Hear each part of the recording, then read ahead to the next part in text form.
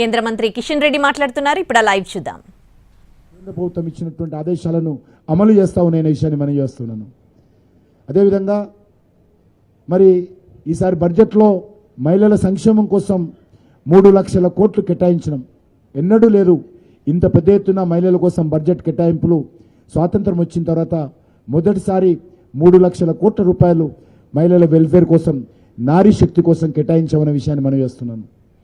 అదేవిధంగా టూరిజంలో కూడా మహిళలను ప్రోత్సహించాలి. టూరిజం సెక్టార్లో కూడా మహిళా ఉద్యోగాలు, ఎంప్లాయ్మెంట్ జనరేషన్ చేయాలనే ఉద్దేశంతో పర్యటన్ దీది, పర్యటన్ మిత్ర అనేటువంటి ఒక వ్యవస్థను తీసుకొచ్చి దాంట్లో కూడా మహిళలను ప్రోత్సహించేటువంటి కార్యక్రమం చేపడతా ఉన్నాము.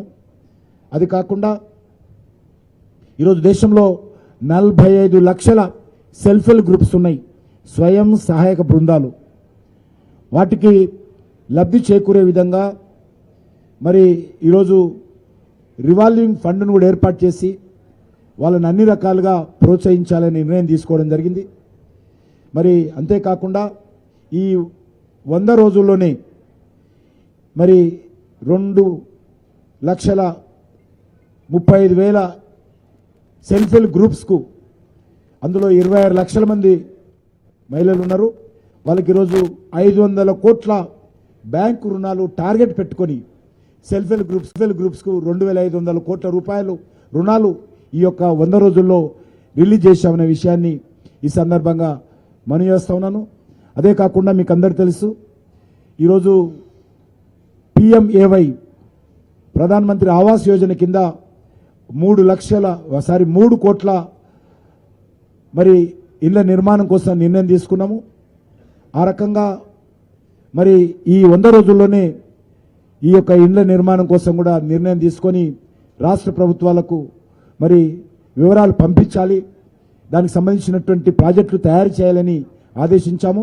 వాళ్ళు ఎంత తొందరగా రాష్ట్ర ప్రభుత్వాలు ముందుకు వస్తాయి. ఇప్పటికే చాలా రాష్ట్రాలు వచ్చాయి.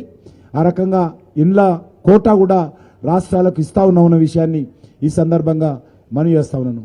అంతేకాకుండా ఈరోజు మరి డ్రగ్స్ నుంచి కూడా మరి యూత్ను బయట పెట్టడం కోసము మానస్ హెల్ప్ లైన్ ఏర్పాటు చేశాము. అదే కాకుండా దివ్యాంగుల కోసం కూడా మరి 3 లక్షల గుర్తింపు కార్డులు ఇచ్చాము ఇప్పటికే. వీటి ద్వారా ప్రభుత్వ పథకాల కింద వాళ్లకు ఇంపార్టెన్స్ దొరికే విధంగా చర్యలు తీసుకుంటున్నాన్న విషయాన్ని ఈ సందర్భంగా మనం చేస్తా ఉన్నాను. అంతేకాకుండా ట్రైబల్స్ ఎక్కడైతే ఉంటారో వాళ్ళ సామాజిక ఆర్థిక స్థితిగతులను మెరుగుపరచడం కోసము మరి ఉన్నత గ్రామ అభియాన్, ప్రధానమంత్రి జనజాతీయ ఉన్నత గ్రామ అభియాన్ ప్రారంభించాము. 63,000 గ్రామాలు ట్రైబల్ ఉండేటువంటి చిన్న చిన్న తండాలు కావచ్చు, చిన్న చిన్న మరి ఈ యొక్క ఏజెన్సీ ఏరియాలో ఉన్నటువంటి గ్రామాలు కావచ్చు, 63,000 గ్రామాలను గుర్తించి అక్కడ సుమారు 5 లక్షల కోట్ల మంది గిరిజనులు ఉంటారని అంచనా వేశాము. వాళ్ళ సమగ్ర అభివృద్ధి కోసం ఆ గ్రామానికి రోడ్డు కావాలంటే రోడ్డు వేస్తాము, అక్కడ స్కూల్ లేకపోతే స్కూల్ ఏర్పాటు చేస్తాము, చుట్టుపక్కల డాక్టర్ లేకపోతే మరి వెల్నెస్ సెంటర్ ఏర్పాటు చేస్తాము, అక్కడ కరెంటు లేకపోతే కరెంట్ ఇస్తాము, అక్కడ కావలసినటువంటి మరి అన్ని రకాల స్కిల్ డెవలప్మెంట్ సెంటర్స్ ఏర్పాటు చేస్తాము, అగ్రికల్చర్ కావాల్సినటువంటి ప్రోత్సాహం కల్పిస్తాము, వాళ్ళు ఏ రకమైనటువంటి స్కిల్లింగ్ కావాలని కూడా ఇస్తాము. ఆ రకంగా 63,000 గ్రామాలలో ప్రధానమంత్రి జనజాతీయ ఉన్నత గ్రామ అభియాన్ అనేటువంటి ఒక అద్భుతమైనటువంటి పథకం. 70 సంవత్సరాలుగా ఇంతవరకు కరెంటు కూడా ఒక బల్బ్ ఎట్లుంటుందో తెలియనటువంటి ట్రైబల్స్కు ఆ గ్రామాలకు కరెంటు కూడా ఇవ్వడం పూర్తయిపోయింది అని దీనికి కూడా 100 రోజుల్లో నిర్మాణం చేసుకున్న విషయాన్ని మనం చేస్తున్నాం.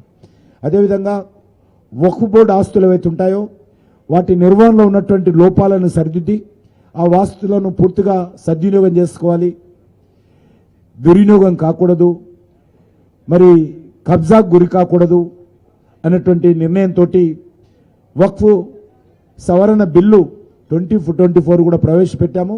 అది స్టాండింగ్ కమిటీకి ఇచ్చామనే విషయాన్ని మనం చేస్తున్నాను.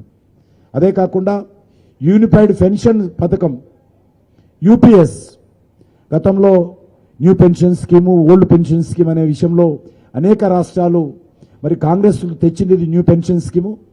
దాన్ని కొన్ని రాష్ట్రాలు మేము పోమని కొన్ని రాష్ట్రాలు ఓల్డ్ పెన్షన్ స్కీమ్ ఉండాలని పెడుతున్నటువంటి నేపథ్యంలో ఈరోజు యూనిఫైడ్ పెన్షన్ స్కీము ఏర్పాటు చేసి 23 లక్షల మందికి కేంద్ర ప్రభుత్వ ఉద్యోగస్తులకు ఈరోజు మరి తప్పకుండా వాళ్ళు చివరన పొందుతున్నటువంటి పెన్షన్లో 50% పెన్షన్ వచ్చేలాగా ఈరోజు కొత్త పథకాన్ని కూడా తీసుకురావడం జరిగింది. అదే కాకుండా 3.5 lakh ఇళ్లలో సోలార్ వ్యవస్థ తీసుకురావడం కోసం సొంతంగా వాళ్ళ ఇండ్ల మీదనే వాళ్ళు సోలార్ వ్యవస్థ ఏర్పాటు చేసుకొని సోలార్ వ్యవస్థ ద్వారా మరి పిఎం సూర్య గారి ముఫ్తీ బిజిలీ యోజన చాలామందికి గ్రామీణ ప్రాంతాల్లో కానీ ఏజెన్సీ ఏరియాలో కానీ పట్టణ ప్రాంతాల్లో కానీ ధనిక పేద అని తేడా లేకుండా అందరూ కూడా ఈరోజు తమ ఇండ్ల మీద సోలార్ ఎక్విప్మెంట్స్ ఏర్పాటు చేసుకొని సొంతంగా మరి విద్యుత్ ఉత్పత్తి చేసుకోవడానికి కావాల్సినటువంటి అన్ని రకాల సహాయ సహకారము కేంద్ర ప్రభుత్వం ఇవ్వాలని చెప్పి కూడా నిర్ణయం చేయడం జరిగింది. ఈ రకంగా ఈ యొక్క 100 రోజుల్లో నరేంద్ర మోడీ గారి ప్రభుత్వము మరి నిర్దేశించుకున్నటువంటి టార్గెట్ను మరి పూర్తి చేసుకున్నాం.